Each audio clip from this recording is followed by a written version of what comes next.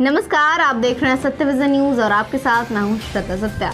हाजिर हूं मैं रोहतास की खास खबरों के साथ। खबरों के अंत में हम पूछेंगे इन्हीं समाचारों से एक सवाल जिसका आप दे सकते हैं कमेंट बॉक्स में जवाब, और आप शामिल होंगे हमारी गिव-अवे प्रोग्राम में जहां आप हो सकते हैं सम्मानित। आपके नाम को किया जाएगा अगले न्यूज बुलेटिन में शामिल। तो चलिए शुरू करते हैं खबर। फिर मिले 178 नए कोरोना संक्रमित, संख्या हुई 1500 के पार। रोहतास जिले में कोरोना ने तेजी से पांव पसारना शुरू कर दिया है।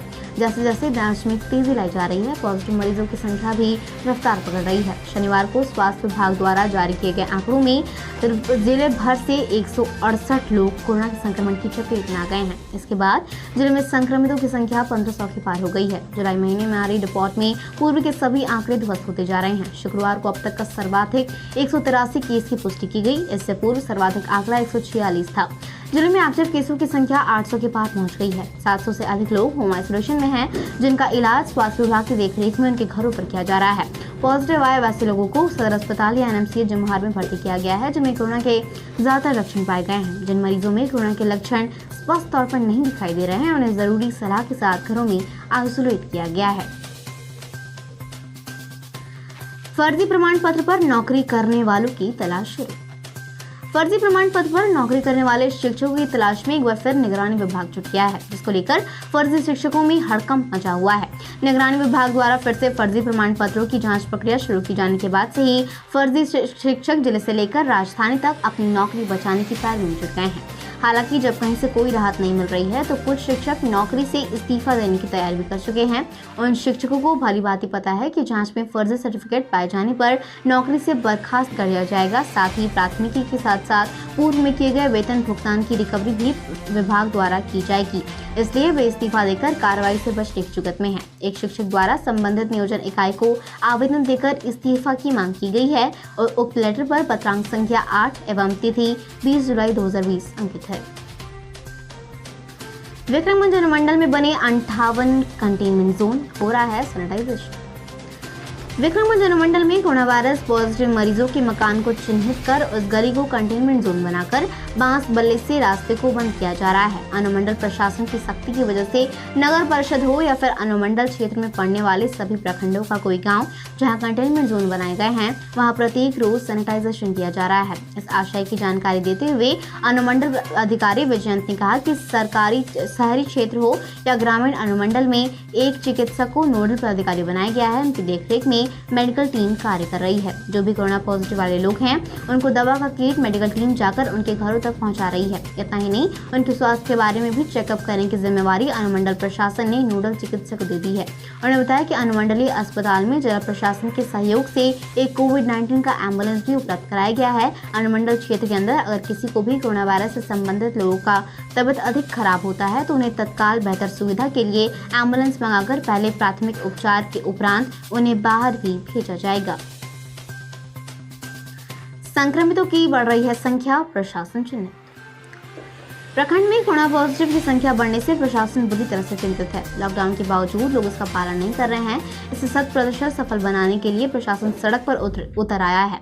बाजार में घूम घूम कर दुकानें बंद कराई जा रही हैं। वीडियो संजय कुमार दास, सीओ अजीत कुमार, भानस ओपी अध्यक्ष कृपाल जी समेत अन्य पदाधिकारियों ने सड़क पर मार्च किया। इस दौरान बीईओ ने यह घोषणा करते हुए कहा कि यदि बिना आदेश की दुकानें खुली पाई गई तो उनकी दुकानों को सील कर दुकानदार के विरुद्ध कार्रवाई की जाएगी। लोगों से कहा गया कि अनावश्यक घर से बाहर न निकले।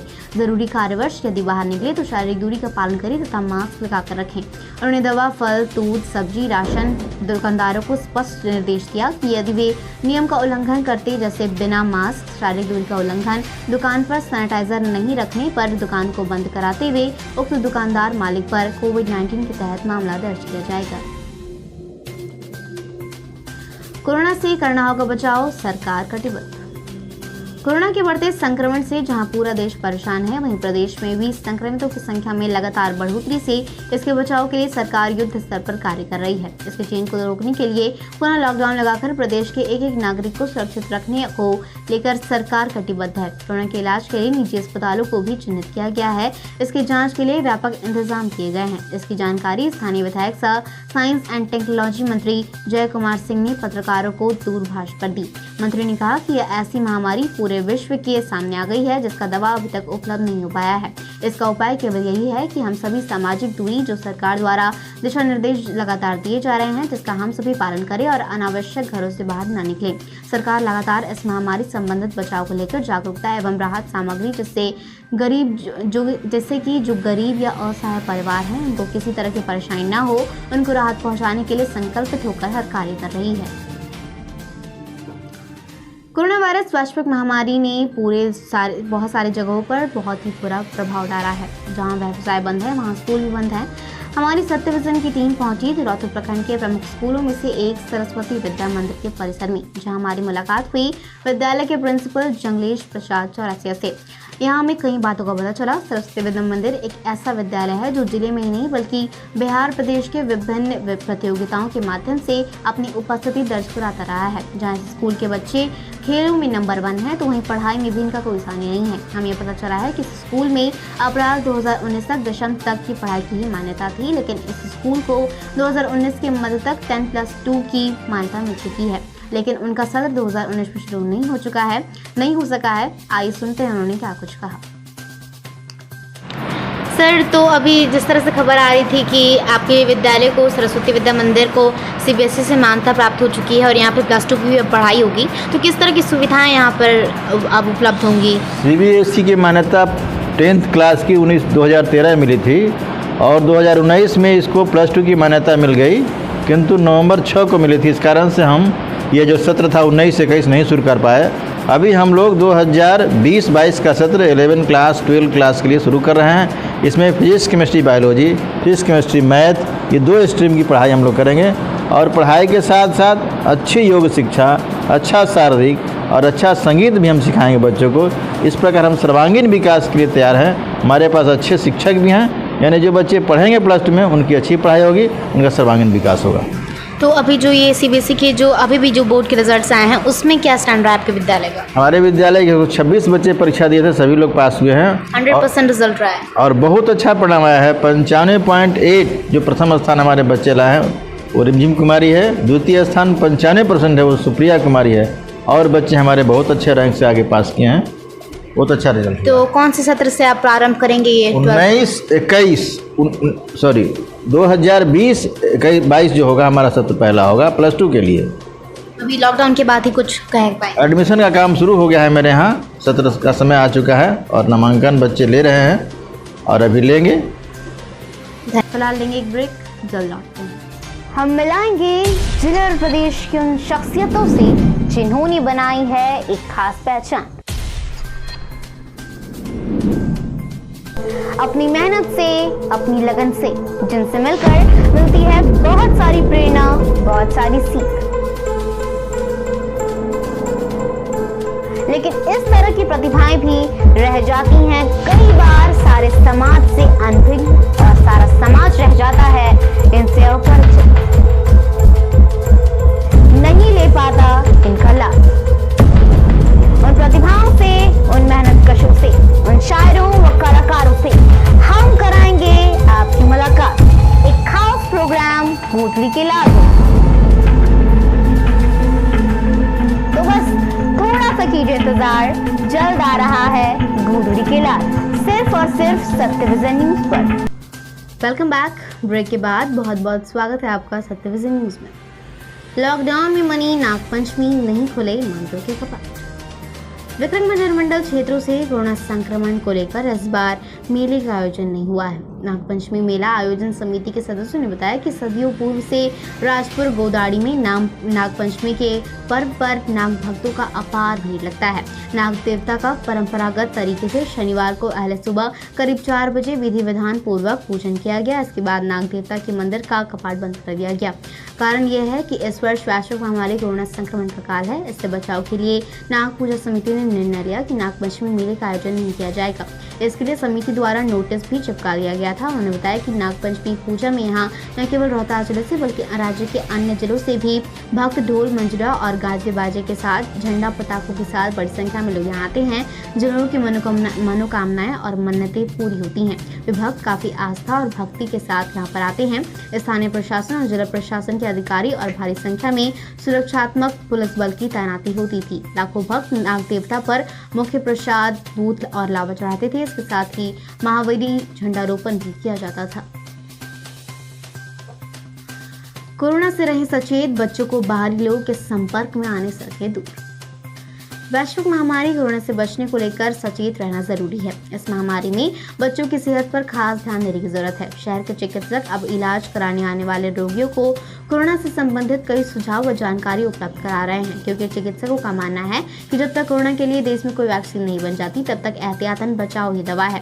शहर के पारी रोड स्थित संवेदना न्यूरो सेंटर के मनोरोग चिकित्सक डॉक्टर उदय कुमार सिन्हा का कहना है कि कोरोना को लेकर किसी तरह का तनाव नहीं होना चाहिए। कोरोना से डरने के बजाय लड़ना बहुत जरूरी है। केंद्र सरकार के गठन के अलावा अन्य कई एहतियात बरतने की जरूरत है। इसको लेकर किसी तरह की कोई मानसिक भ्रम या लगातार कोरोना के संबंध में चर्चा करना भी हानिकारक है। इन दिनों बच्चों को बाहरी लोगों के संपर्क में नहीं आने दें, क्योंकि किसी संक्रमित व्यक्ति के प्रभाव में आ जाने से आपका बच्चा भी कोरोना संक्रमित हो सकता है। बालू के अवैध खनन और भंडारण पर रोक लगाने के लिए डीएम को मिला आदेश। बालू के अवैध खनन रोकने में प्रशासन लगातार फेल साबित हो रहा है, क्योंकि रोक के बावजूद प्रतिदिन सैकड़ों वाहनों द्वारा सोन नदी से बालू का खनन किया जा रहा है। कार्रवाई के नाम पर सिर्फ छापेमारी अभियान चलाकर वाहनों को पकड़ा जाता है, लेकिन छापेमारी में एक भी चालक प्रशासन के पकड़ में नहीं आते हैं। यह प्रशासन को कटघरे में लगातार खड़ा करता है। सोन नदी से रात दिन बालू का अवैध खनन हो रहा है, जिसे रोकने में खनन विभाग के साथ साथ प्रशासन लगातार नाकाम हो रहा है। इस कारण बालू माफियाओं के हौसले बुलंद हैं। प्रशासन की निष्क्रियता को देखते हुए बालू खनन एजेंसी आदित्य मल्टीकॉम द्वारा सरकार से मांग की गई थी कि सोन नदी से हो रहे अवैध खनन पर अंकुश लगाया जाए, जिसकी गंभीरता को लेते हुए खनन एवं भूतत्व विभाग के प्रधान सचिव हरजीत कौर ने बालू के अवैध खनन एवं भंडारण करने वालों के विरुद्ध कार्रवाई के लिए डीएम को आदेश दिया है। सभी प्राथमिक स्वास्थ्य केंद्रों पर बनाए गए फ्लू सेंटर, जल्द होगी जांच। कोरोना महामारी की वजह से स्वास्थ्य विभाग ने इस वायरस को फैलने से रोकने के लिए अपनी तैयारियों को और भी बेहतर बनाना शुरू कर दिया है। इस आशय की जानकारी देते हुए अनुमंडल अधिकारी विजयंत ने बताया कि अनुमंडल के सभी प्राथमिक स्वास्थ्य केंद्रों पर फ्लू कॉर्नर सेंटर बनाया गया है, जहां पर किट के माध्यम से कोरोना टेस्ट किए जा रहे हैं। इस फ्लू कॉर्नर जिसे फ्लू कॉर्नर नाम दिया गया है। उन्होंने बताया कि रैपिड एंटीजन किट के माध्यम से बहुत जल्द ही कोरोना वायरस का टेस्ट केंद्रों पर किया जा रहा है। जैसे ही पॉजिटिव केस पाए जा रहे हैं, उन्हें होम क्वारंटाइन रहने की सलाह दी जा रही है एवं अनुमंडल क्षेत्र के नगर परिषद हो या नगर पंचायत, किसी भी प्रखंड के जिस गांव के वे निवासी हैं, वहां चिन्हित कर गलियों को सील किया जा रहा है। जांच रिपोर्ट में स्वास्थ्य विभाग के द्वारा पता के अलावा टेलीफोन नंबर भी अंकित किया जा रहा है व उसी रिपोर्ट के आधार पर संबंधित प्रखंड के स्वास्थ्य विभाग के कर्मी समय समय पर टेलीफोन से उनकी देखरेख कर रहे हैं। आनंदी चक्र में ट्रांसफार्मर का बॉक्स चला, लोगों में आक्रोश।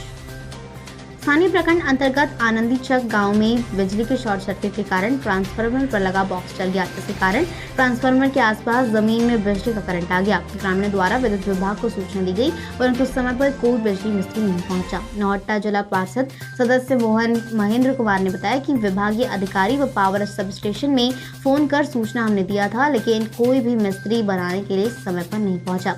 शनिवार को बिजली के झटके से ट्रांसफार्मर के पास एक गाय गिर पड़ी, तब ग्रामीण रवि सिंह पंच के द्वारा ट्रांसफार्मर से बिजली काट पशु को मौत से बचाया गया। पार्षद ने कहा कि यदि ग्रामीण रवि सिंह के द्वारा बिजली नहीं काटी जाती तो बड़ी घटना भी हो सकती थी। पार्षद ने मिस्त्री की लापरवाही की जानकारी सहायक अभियंता व जिलाधिकारी को दी है तथा कार्रवाई की मांग की है। कनीय अभियंता बबलू कुमार ने बताया कि शनिवार को सूचना मिलने पर राजू ठाकुर नामक बिजली मिस्त्री को भेजा गया था। गड़बड़ी को ठीक कर बिजली को चालू करने के लिए कहा गया था। फिलहाल आज के समाचार बुलेटिन को इतना ही। आपका दिन मंगलमय हो। अपना और अपने परिवार का ख्याल रखिए, घर में सुरक्षित रहिए, कोरोना महामारी से बचकर रहिए, 3 से 6 फीट की दूरी बनाकर रहिए। हम फिर मिलेंगे आपसे अपने बुलेटिन में। हमारे प्रयास आपको कैसा लगा? अगर हमारी कोशिश आपको पसंद आए तो हमारे वीडियो को लाइक करें, अपने दोस्तों के साथ शेयर करें। अगर आप हमारे चैनल पर नए हैं तो चैनल को सब्सक्राइब करें और आज के समाचार में सबसे अच्छी खबर आपको कौन सी लगी, हमें कमेंट बॉक्स में जरूर बताएं। और अब आज का सवाल जानने से पहले पिछले न्यूज बुलेटिन में पूछे गए सवाल, रोहतास में कोरोना से अब तक कितने लोगों की मौत हुई है, जिसका सही जवाब है 10 और सही जवाब दिया है रामनाथ, अनमोल पुष्कर, सुनील कुमार वर्मा, तफशीर अहमद, राहुल कुमार और कल्पना कुमारी ने। आज भी इस न्यूज बुलेटिन में आज दिखाया गया न्यूज से जुड़ा एक सवाल है जिसका आप दे सकते हैं कमेंट बॉक्स में जवाब, और आप शामिल होंगे हमारे गिव अवे प्रोग्राम में जहां आप हो सकते हैं सम्मानित। आपके नाम को किया जाएगा अगले न्यूज बुलेटिन में शामिल। तो आज का सवाल है, विक्रम मंडल में कितने कंटेनमेंट जोन बनाए गए हैं? Option number A 58, option number B 52। अपने जवाब हमें कमेंट बॉक्स में बताएं। नमस्कार, आदाब, सत श्री अकाल।